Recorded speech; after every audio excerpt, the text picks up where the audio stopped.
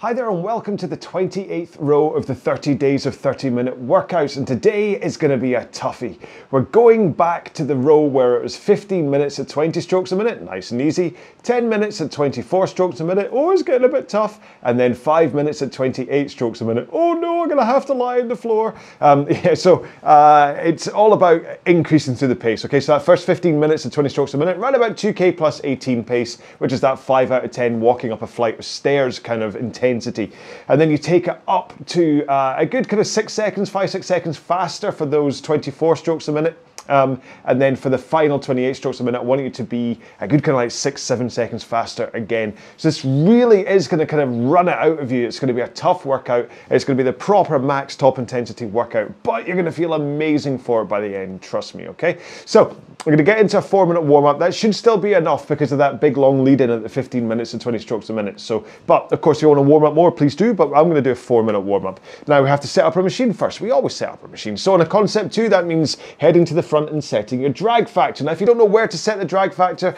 just set the lever between 4 or 5 for the time being, okay? Because too low isn't a problem. Too high, when you have to really heave against the machine, that's when it is a problem. And then when you're done, please check out the video I have on here about drag factor. You can learn a bit more about it. Now if you're on a non-concept 2, just set your resistance so that you get a nice feel from the stroke, but again, you don't have to heave and tug against the machine to get it moving. Next up, for your monitor, if you're able to, please set it to eye height so you don't have to look up and you don't have to look down, both of which will mess with your posture. And finally, please, if you're able to, set your foot stretcher height so that you can come into the front of the machine with your shins pointing vertically, okay? If you're set too high, then it gets a little bit tricky to get there. If you're set too low, then you can go way past that vertical position. The straps kind of bind into your toes and it's just not good. Lose a little bit of power, potential for injury, okay? So we're going to do a 4-minute warm-up, around about 20 strokes a minute, and I want you to do this right about the amount of power it would be as if you're standing up from a squat with no weight, okay? Because we're just going to work on the push from your feet and your hands connecting the handle to the machine for the first minute, then we'll start to increase. So here we go, in 3, 2, 1, let's go. So you get the power into the machine from your legs. If you've always thought of rowing as being a pulling sport, that it's all about upper body, it's not. It's about that push from the legs. But you need to connect that push to your hands to get it into the machine, obviously. And that's what the timing is about. So you push with your legs, at the same time your hands make the handle connect to your machine. And if you can have a forwards tilt over your hips and straight arms, as you do that push, that power floods into the machine from your legs, and then you can swing over your back and pull in your arms at the back of the stroke to add in power rather than it being all about just a pull. And hopefully that timing, you got it right, so you can start to add a little bit more power from your legs. Not too much, still a warm-up. And so I just want you to be round about that 5 out of 10 intensity. So you're going to be getting slightly out of breath. Heart rate will be increasing like you were climbing a constant flight of stairs. But importantly, this shouldn't feel like hard work. You should just kind of go, okay, I'm working. I know I'm working, but I could easily do this for a while. As long as you've got the fitness, you should really be able to do this for like an hour easy if you've got rowing fitness. If you don't yet, then 10 minutes is fine. Okay, 2 more strokes. 1 more. Let's put 1 foot on the ground, so unstrap, put 1 foot on the ground, continue rowing. Don't worry if you start a row like this and it does, if you're like new to rowing and you get tired quick, it's fine. You just maybe haven't built the fitness up yet. I mean, everyone starts somewhere. When I started rowing, I do like 5 minutes and be exhausted. So it takes a while to build up fitness at any intensity. Change legs. So even if you've got that intensity right where it's like walking up a flight of stairs, but actually you're completely gassed after 5 minutes, 10 minutes. It's fine. Just keep going, keep building up your fitness, and you'll find that after a few sessions, your fitness will just exponentially grow. You'll just be able to row for longer and faster if you wish. Okay, both feet back in, tighten those straps, legs straight, then row with your back and arms. So you swing over your hips, then you pull in your arms, then push out your arms, and then rock back over your hips again. So swing, pull, push, rock. Swing, pull, push, rock. You're kind of rocking both way around, but I want to kind of differentiate that swing as you connect. Right, let's roll to the front of the machine with straight arms and a forwards tilt, and just press out from the front.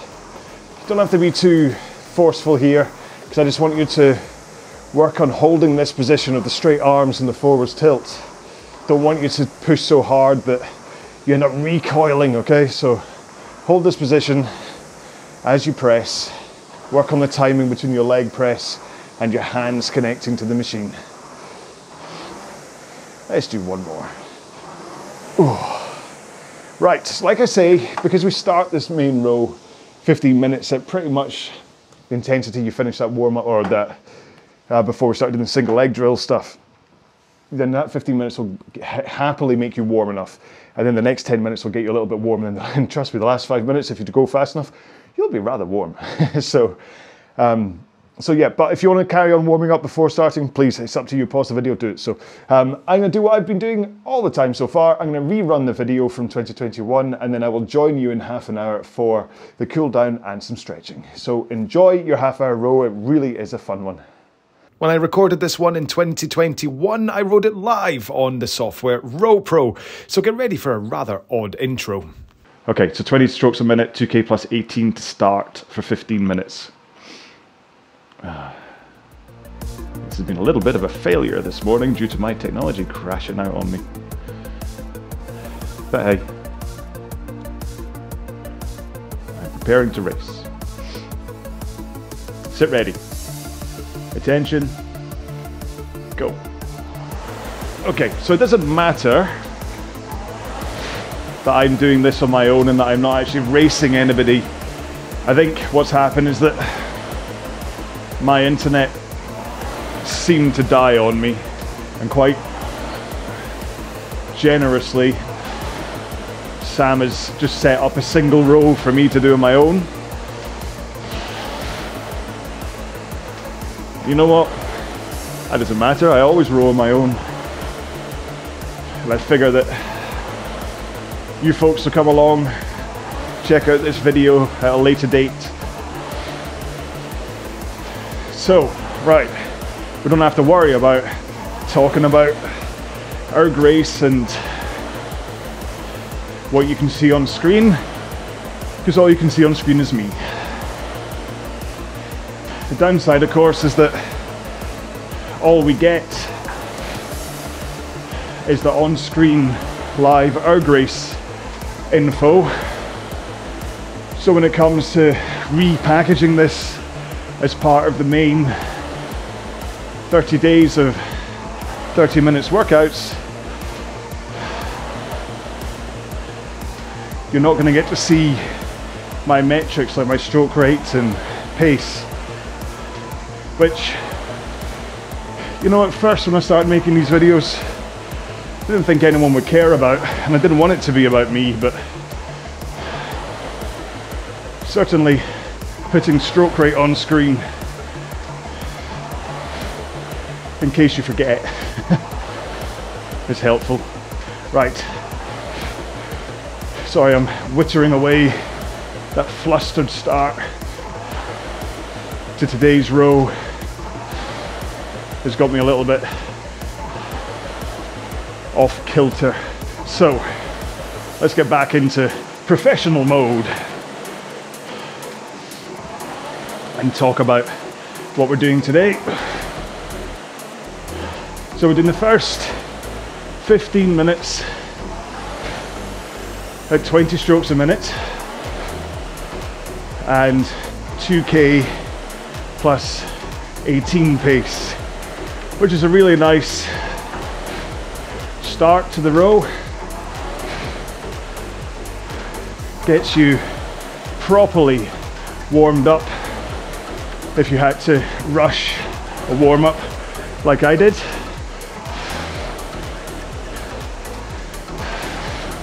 So that when we hit the 24 strokes a minute section, you'll be nice and loose and able to just push harder with the legs in order to increase your stroke rate and pace. So that's not to skip over this first 15 minutes though. 20 strokes a minute, 2K plus 18 pace is, you know, it's like turning on the TV and there's an episode of Friends playing. It's so familiar. You know exactly what's going to happen because you've been there before so many times. But it's still very enjoyable and gets you into a nice entertained state. I think my analogy is running out of steam now. I've heard it, I think it was Karen or Crystal described it about a year ago as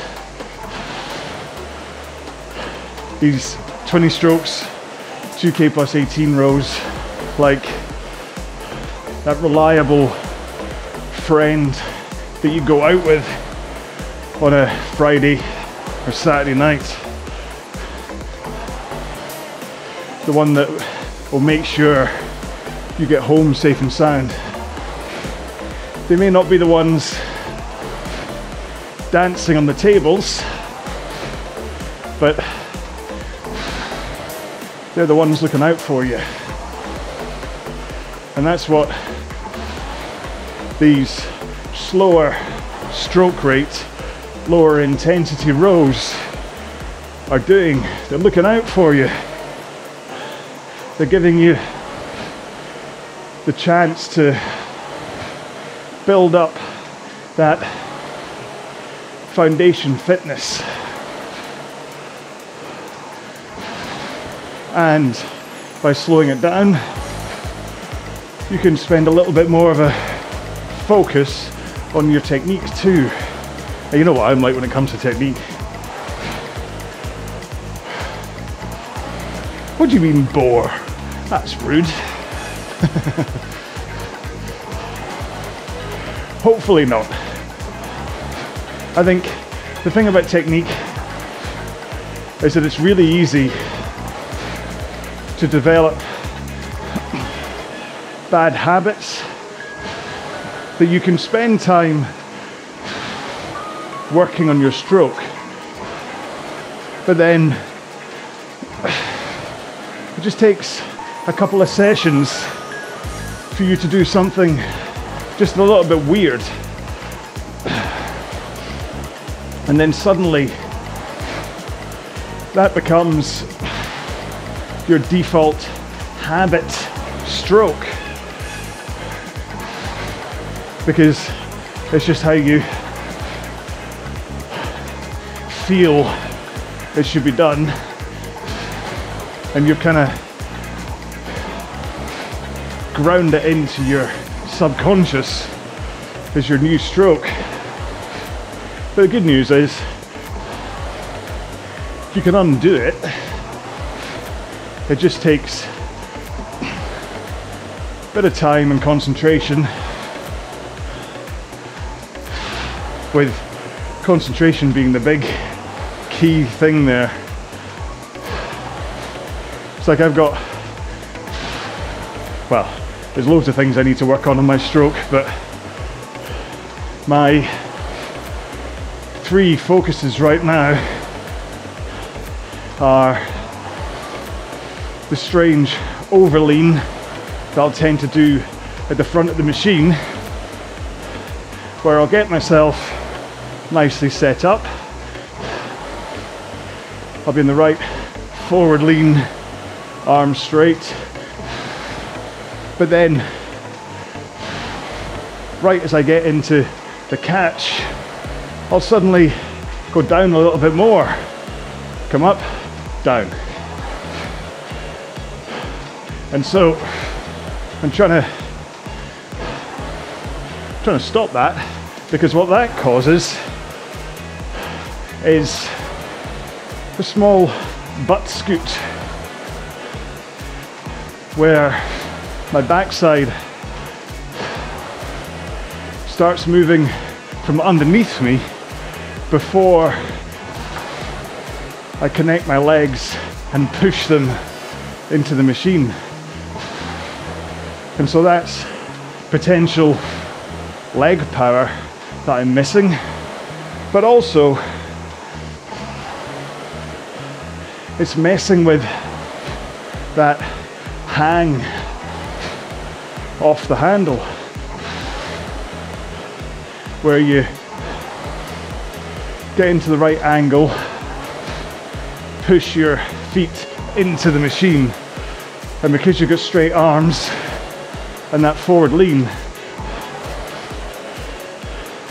you hang off the handle in order for the power to get in there, rather than it feeling like you're pulling on the handle. So that's the thing at the front. If you feel that you're grabbing and you're pulling the handle back rather than just letting the force flow in from your legs, then not only are you missing that hang to get the leg power in, not only are you risking potential tennis elbow or golfer's elbow, or even just strained biceps and forearms, but you're also missing out on that good finish at the back of the stroke.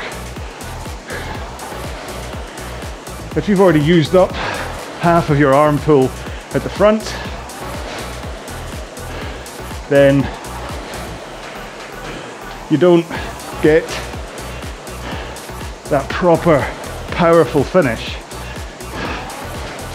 Elbows through your sides, squeezing a can between your shoulder blades. And the reason that I think that's really important is that the strong finish at the back, as your elbows go through, even if you have a small flare out of your elbows, rather than chicken wings where you come out. If you do that, then what I'm about to say doesn't count. If you get your elbows through with a slight flare out of your elbows, there's a natural spring rebound created by your rib cage and the muscles and ligaments through your body that want to send your arms forwards again. And the real trick to the recovery section of your row is getting your arms away nice and rhythmically, a good flow, so you're not coming back and then throwing them rigid like that. No, no, no, no. You want to be pulling in and then releasing in the same rhythm, the same pace. So in, out, in, out. And that arms away triggers the forward lean back over your hips, so that by the time your hands are past your knees, you should be in the perfect body angle with straight arms, and therefore don't need to do anything else in terms of arms or back tilt, which, like I said, is one of my big issues. So do as I do as I say, not as I do.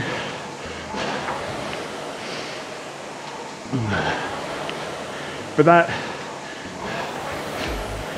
hands away, fluid movement, and the rock over your hips without needing to tug your feet against the foot straps is a big factor in how you increase your stroke rate, or how you're able to row at higher rates, which is quite apt, as being in just over 30 seconds we're going to increase to 24s, and we're also going 6 seconds faster. So this really does require a big push from your legs, a big increase in power. You ready? In, 2, 1. Here we go. 24s. So just push those legs harder. Keep your body angle leaning forwards as you come into the front. Arms straight. And then just push harder with the legs.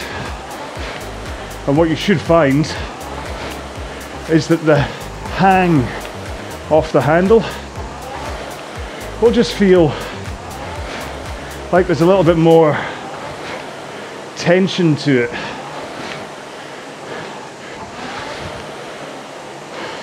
And because there's that added tension, it means that as you come in to that finish with your handle in to sternum height, you're finishing just that little bit more powerfully and faster.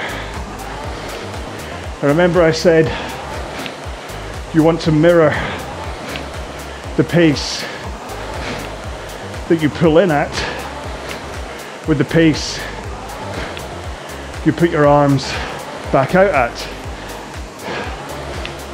So a faster finish means a slightly faster recovery. And when you combine the two, the faster or more powerful leg drive gives you a faster drive speed in the stroke.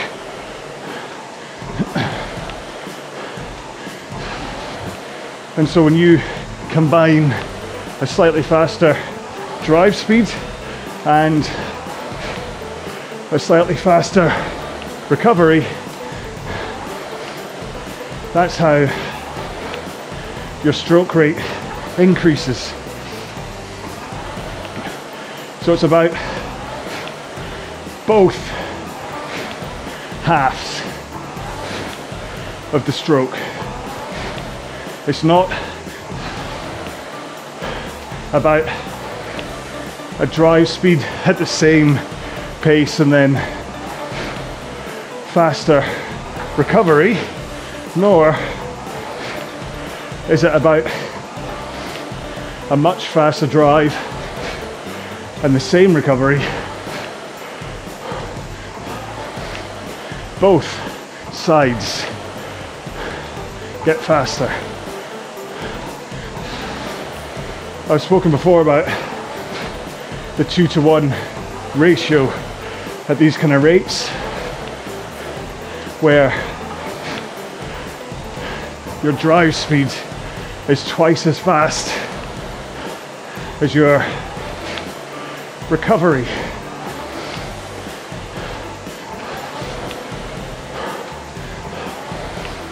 And that's important, because what it means is that 2/3 of the time you're just recovering. It's only 1/3 of the time that you're actually putting in considerable effort. And then it becomes about how you do that recovery to minimize any extra energy that you might be wasting.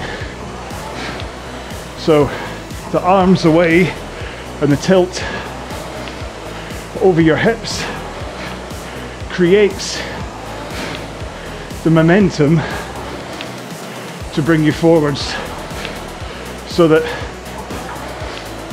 once your hands are past your knees, all you have to do is bend your knees to recover. I'm not yanking my feet against the foot straps to do so.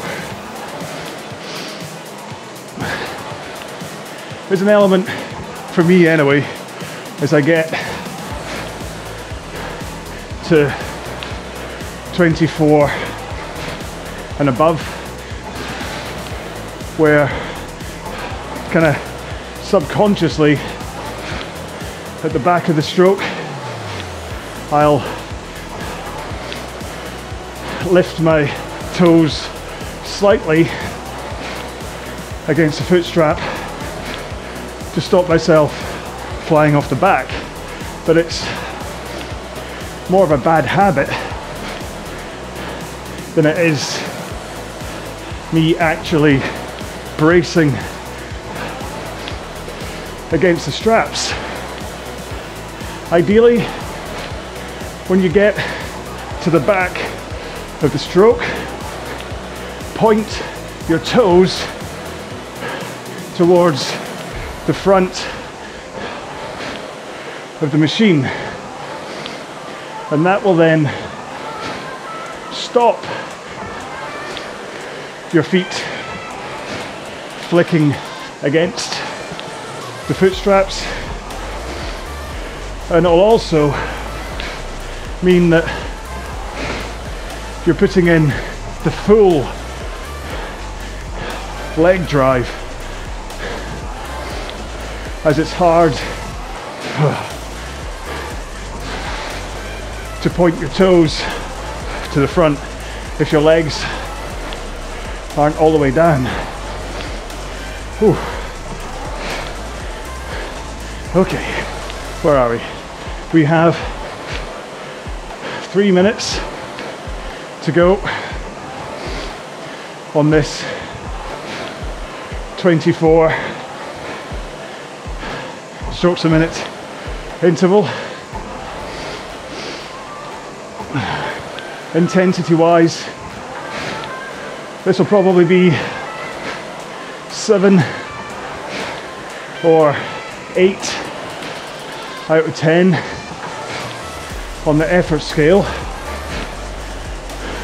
You should be comfortable, but also feeling that you have to concentrate on getting the power in order to hold 2K plus 12 pace. So we started off the row in that bottom intensity row. Now we've definitely climbed into that mid intensity, and then in a minute and a half, as we crank the pace up again, you will start to climb towards that top max intensity.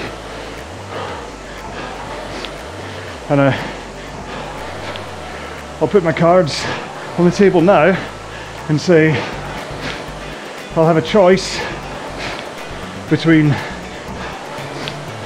talking or holding pace. So let's see how I feel. All right, 30 seconds, 12 strokes. This 5 minutes will be over in a flash. 140 strokes is all it'll take. All right, here we go. In 3, 2, 1. Up to 28 and 2K plus 5 or faster.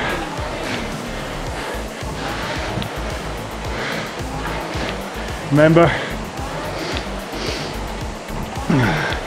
it's about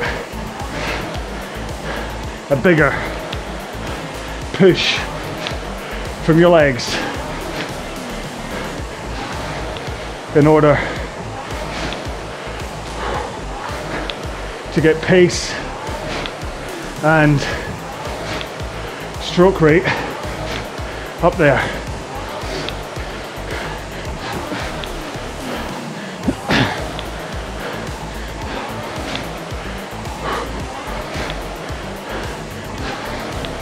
And then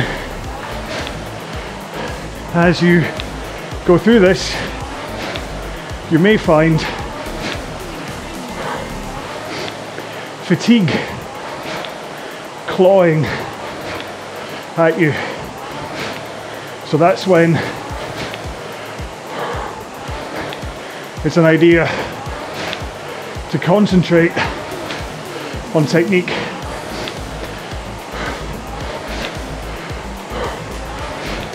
Your body positions, that swing over your back, the fast return of the handle in reflection of the fast finish. 3 minutes.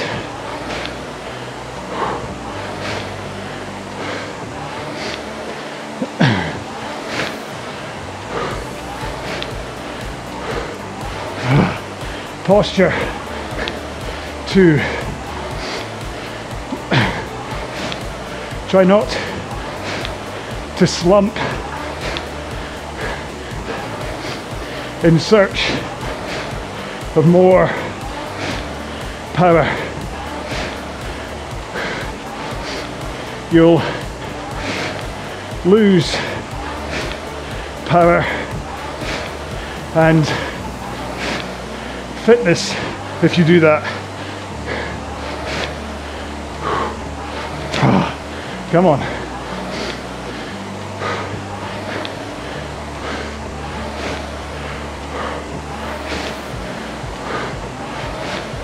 Two minutes to go. This should feel tough, but achievable. You will be at a good 9 or 10 on the effort scale, but with less than 90 seconds to go. The end is in sight, and you should be okay to finish. Here we go, last minute. Have you got anything more from your legs? Keep your stroke rate at 28, but push harder with your feet. 30.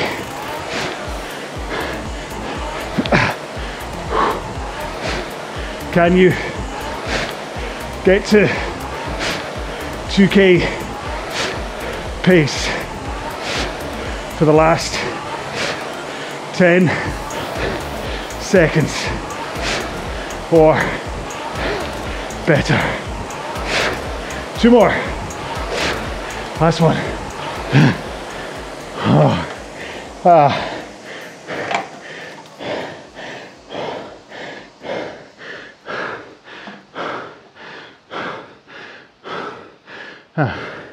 It's times like that this is the downside of rowing these live, because I'd quite like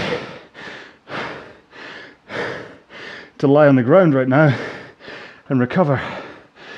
Well, I don't know about you, but I think I need a bit of a wee lie down after that. I mean, it's great, it is an amazing row, but wow, just that last 5 minutes. But again, because it's only 5 minutes, and it kind of takes you around about a minute for the pressure, the intensity to bite, and then you've got like 4 minutes left, and you're like, I can easily do 4 minutes. So it's not that it's unachievable, but oh man, it's tough. So, shall we get into a 2-minute cool down? Let's do, hopefully you've had a drink and you've had a chance to just reseat your backside. Oh, here we go, right. So we're gonna do this around about 20 strokes a minute, round about your warm-up pace, and then just kind of gradually ease off, okay? Right, come on, posture, John, don't slump. Here we go, in 3, 2, 1, go. And in fact, that's one of the big reasons to do a cool down, is towards ends of like tough rows like we just did, it's quite easy for things to break apart. You start to fatigue, and maybe posture starts to just creak a little bit, or maybe you start pulling with the arms rather than pushing with the legs as your legs get tired.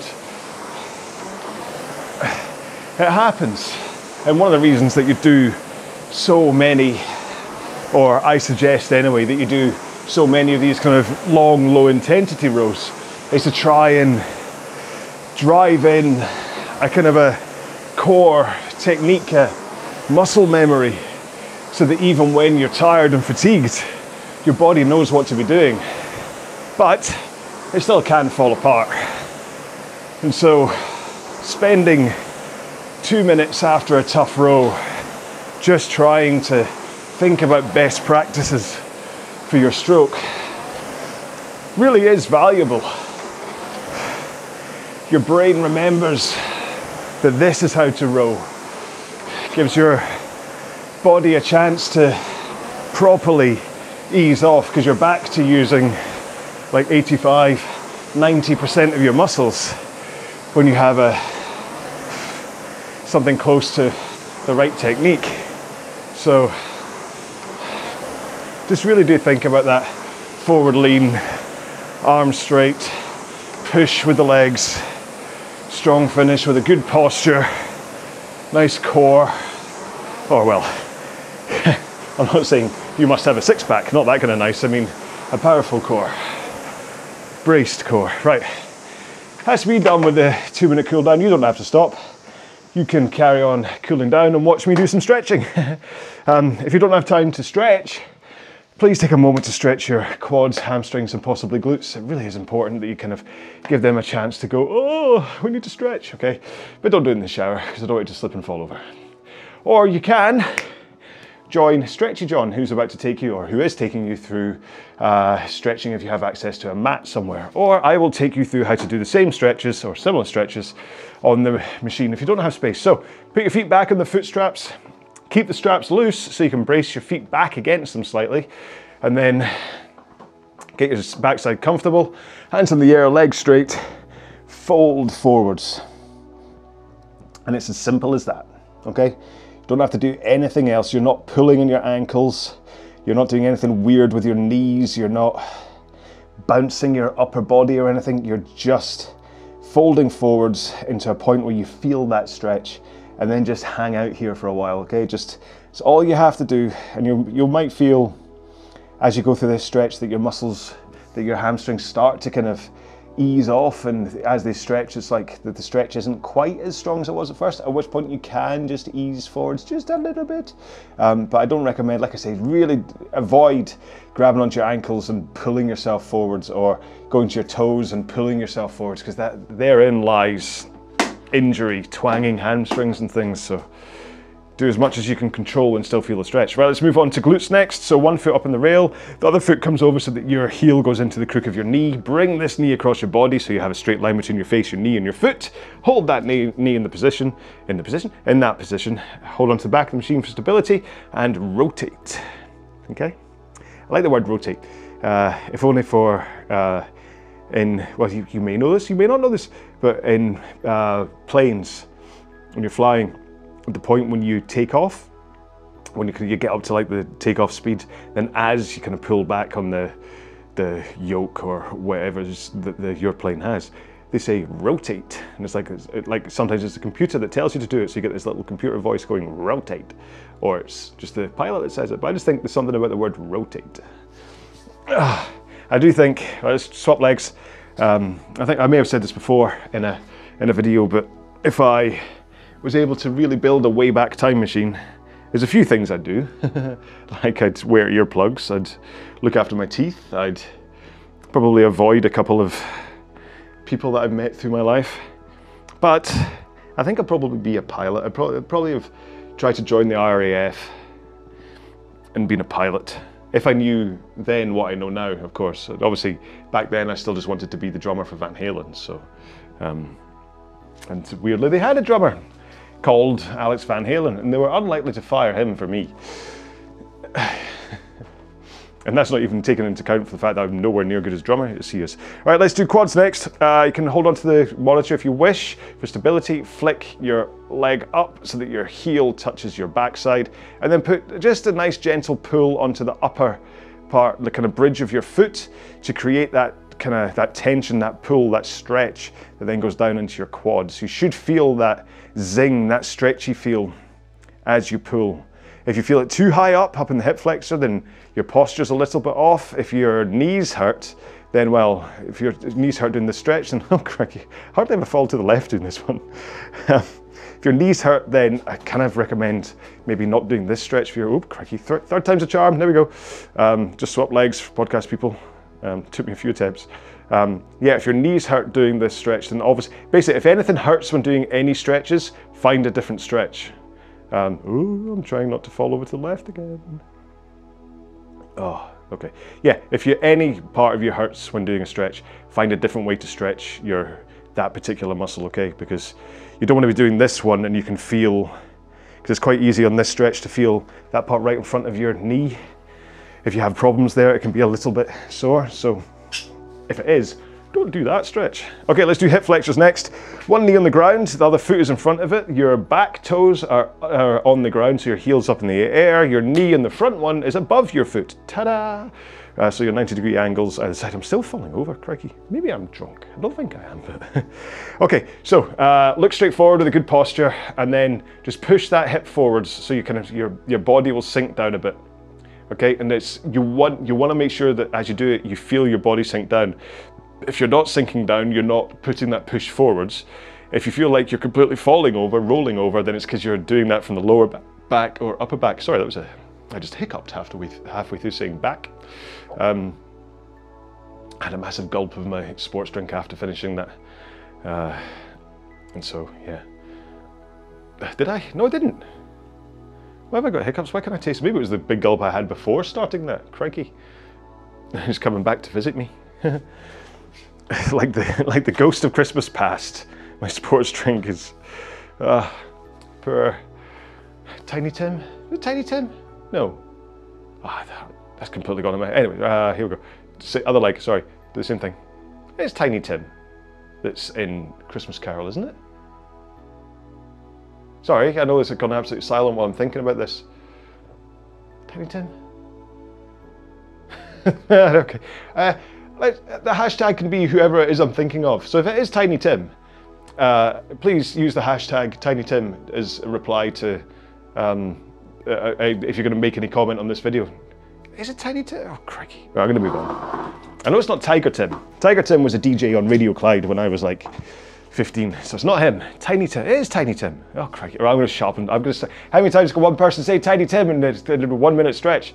Right, let's do shoulders next. So, whacha! Put your hand straight out in front of you, and then whacha! Put it across your body, and then use your other arm to just give it that nice little nudge, okay? You get what I mean by nudge here, don't you? That you just pull it back against you. And just kind of puts in that little bit of force, that little bit of stretch across your delts. You don't want it to be, again, with every stretch, you don't want it to actually be sore. That's why I describe it as a zing. It's like a warmth almost, it's almost like when you're working out and you get that lactic acid, feel that first burn, that initial, oh, I'm working out today. That's kind of what a stretch should feel like. If it feels sore, you're not doing it right. So you might want to, if you're doing something and it feels sore and you think you're not doing it right, look around elsewhere on the internet and find alternate stretches, okay? So for like the shoulder one, look at a different way to stretch your shoulders and things, and then look at other people doing it, because this is, like I say, this is how I do it. This is how my body reacts best for stretching these various muscle groups. We all have different bodies, okay? So this may not be the best way for you to stretch. Oh. Where are we? Oh, I've not done forearms. I'll do forearms side on. I don't think I ever do this. So put your hands right in front of your face, and then pushing them together, bring them down in front of your body. Okay, so my thumbs are touching my heart rate sensor. My forearms are right a bit parallel to the floor. My left shoulder's up in the air, so it doesn't help. And fingers are at 90-degree angles to my forearms. And this is giving me a nice little stretch through my wrists, my forearms, and my fingers as well, because of that kind of pushing together. Okay, so today's row, I think at times I maybe felt in my forearms, but because it's all about stroke rate, there was never really a point where when I was overpowering the stroke. It tends to be that my forearms start to get a little bit crampy feeling if I'm putting in more power. So whereas I was doing that 28 strokes a minute around about 2k plus 5, if I was aiming for 20 strokes a minute, 2k plus 2 or even 2k pace, and I'm putting a bit more of a pull as I come into the finish, that's when my forearms start to get a little bit sensitive. Let's do biceps next. So hands behind you as though you're flying a Red Bull wingsuit, whee, but then rotate your thumbs outwards, okay? And then that lengthens the long head of your bicep. And if you have a good posture, and you're flying properly, you should feel that your upper chest kind of opens out a little bit. It'll help your pecs and just kind of maybe open up your rib cage. Don't know what it'd be like. Is it going to help your intercostal muscles? I don't think it's really going to do anything to your intercostals. Let's check. No, nothing. What about triceps? Well, triceps put in a little bit of a stretch. So put your arms up in the, or one arm up in the air, bring it down your back so it touches your spine. Your elbow will be pointing up in the air. I can tell I've got a really tight tricep today because the angle that it's going out at. So I'm going to use my other arm to just help it point straight up to the sky, and then that's all it takes for me to get a really nice stretch into that tricep, especially because I could tell because of the angle to the side it was coming out that it really was rather tight. So because I was doing more burpee broad jumps today. Actually, I mean, apart from the fact they're really tiring, I do enjoy them. There's something quite nice about a burpee broad jump, but because they're kind of coming back up, it's like well, it is a press up basically. So do enough of them and triceps hurt. So change arms, or at least, sorry, not hurt. Triceps get quite a lot of use. So I find after doing them, even like a couple of hours afterwards, I've got quite tight triceps. Maybe I'm not actually stretching enough after I do the high rocks training. I tend to kind of just do a quick, I know I'm going to be rowing later, so I'll rely on the rowing stretching. So, and it does, it works, but it means that I was a little bit tight today. There we go. I'm all done with my stretching, and I managed to squeeze in the high rocks reference. Haha, see, I bet you didn't even, but you're like, when's he going to mention it? But yeah. So yeah, there we go. I've already given the hashtag. Who's the little boy on crutches in the Christmas Carol? Is it Tiny Tim? I think it is, but yeah. So thank you very much for joining me on day 28 of the 30 days of 30-minute rows. We've only got 2 more to go after this, and then that's us done for the 2022 series, and then we'll get into the Christmas rows. So I really hope you enjoyed this one. It is a fantastic row. It's a great one to come to if you want a little mix of everything. Kind of the last 7 rows, last 7 rows of this series really are worth just bookmarking and coming back to time and time again, because these are just epic rows or at least that's how I see them. I know how far up my own self am I, but yeah, these 7 are just great, and you can just kind of pick and choose and go, oh, I want to do that kind of a row, and it just gives you everything you want, in my opinion. Okay, so thank you so much for doing this one with me. I hope I will see, or you will see me, or one of us will see one of us in another video, whether it's the continuing saga of the 30 days of 30-minute rows, or whether it's one of my other videos. I don't know, but you'll find out. So I will let you see me. That sounds that sounds weird, but until you see me in another video, or I hear from you in a YouTube comment or a Twitter comment or something, please look after yourselves. Take care, be well. Bye-bye.